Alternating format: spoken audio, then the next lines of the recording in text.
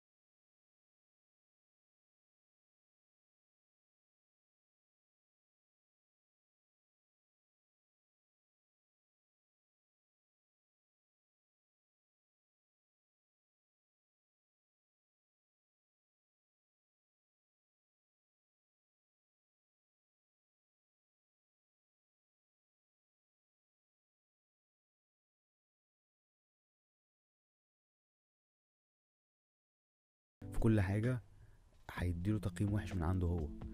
في ممكن مثلا بيبقى يعني اي سبب، فاهم؟ بيبقى اي سبب ممكن يعني. بس كلامه بقى، هل مثلا ان كلام الناقد ده يخليني ان انا ممكن اتفرج وما اتفرجش؟ مش شرط. في ناس بتتخذ كلام النقاد ده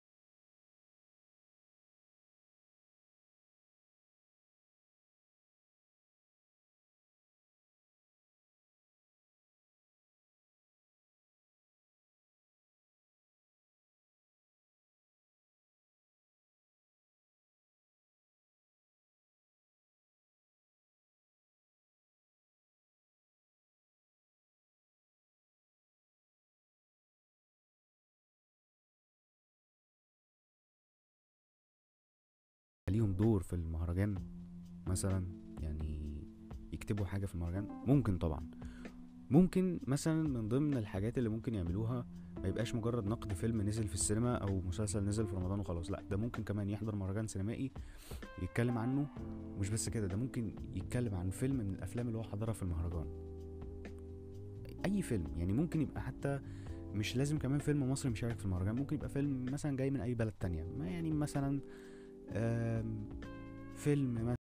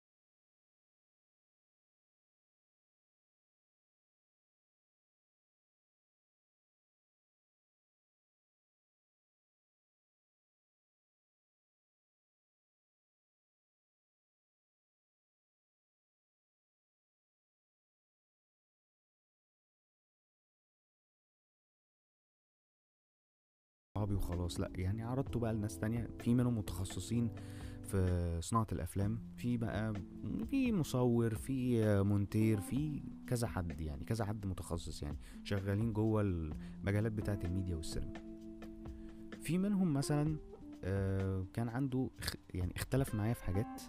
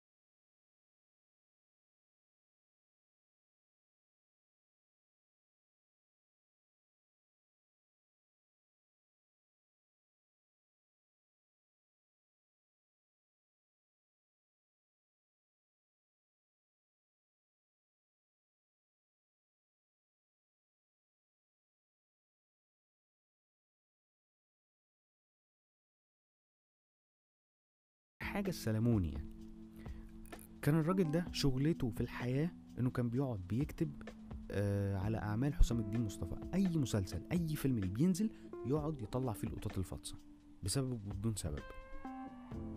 فلاحظ كده حسام الدين مصطفى النقد الكتير ده